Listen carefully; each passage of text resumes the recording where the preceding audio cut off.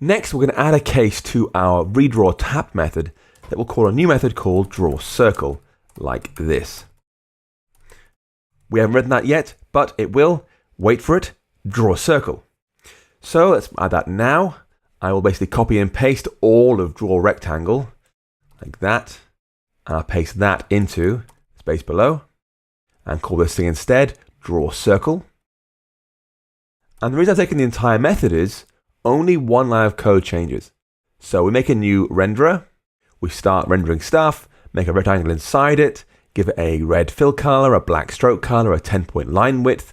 This line here, now line 67, that line is going to change. We don't call add rect anymore, we want to use add ellipse and pass in the same rectangle we had before.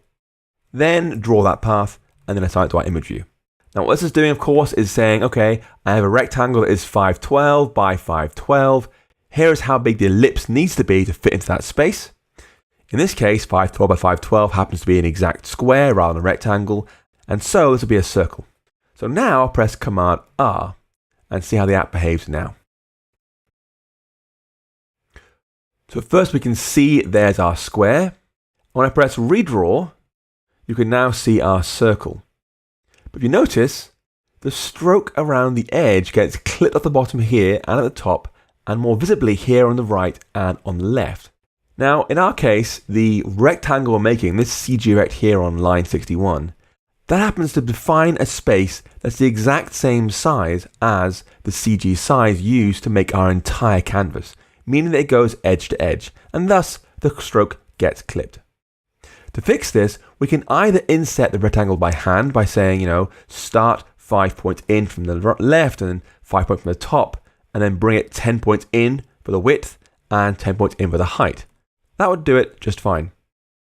An alternative is to say the same thing we had before, so 0, 0, 512, 512, but then say dot inset by some sort of insets. I'm going to say insets by dx5 and dy5. That means bring in by 5 points on every edge. And now when I press Command R to build that, we should see the stroke work perfectly on all edges. There's our square. I'll press redraw once, and there is our circle going exactly right to the edge now on all sides. It's much, much nicer. So that's using inset by.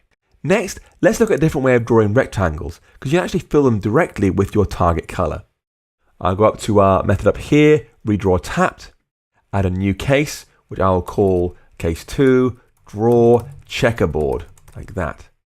And then for draw checkerboard, I'll take bits of this method, let's take all of it for now, draw rectangle again, to the pasteboard, then paste it in here and call that draw checkerboard. But most of the code here is going to go away. So I'll scrap everything inside our little drawer enclosure, leaving us with just a call to image with a context coming in. By default, the images we draw have a white background. And so to draw a checkerboard, what we have to do is draw black squares at certain intervals as we go. So we'll start by saying our CTX, CG context, set fill color, UI color, .black.cg color. So use black squares for this thing. And now loop over 8 rows and 8 columns. So we'll say for row in 0 up to less than 8, for col in 0 up to less than 8. And here we can say if row plus col %2 is equal to 0. So if this is a square that should be colored black, then we'll go ahead and fill that space.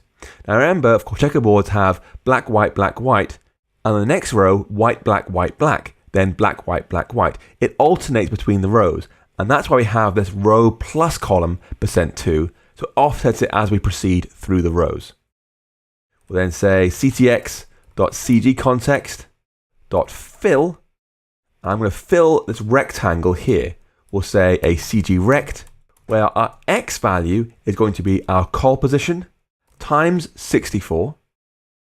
Our y is going to be our row times 64. Our width will be 64, and our height will be 64. Now, as you might have guessed, 64 times 8 gives us 512. So that'll make the whole thing a checkerboard by drawing checks across the entire row and column span of our available canvas. And when it's finished, it'll put that into the image view. Now what's new here, of course, is this fill call here.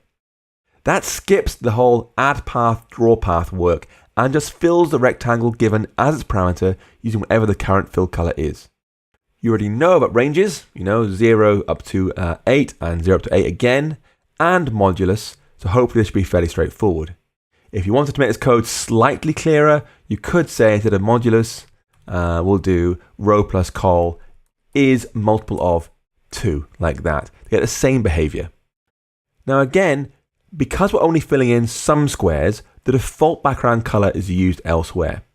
And because we haven't asked for anything special, our UI graphics image renderer has an opaque white color as its default background color. And so when I press Command R, this should all work nicely to show us black, white, black, white, black, white. Let's find out. There's our square, and our circle, and now our checkerboard.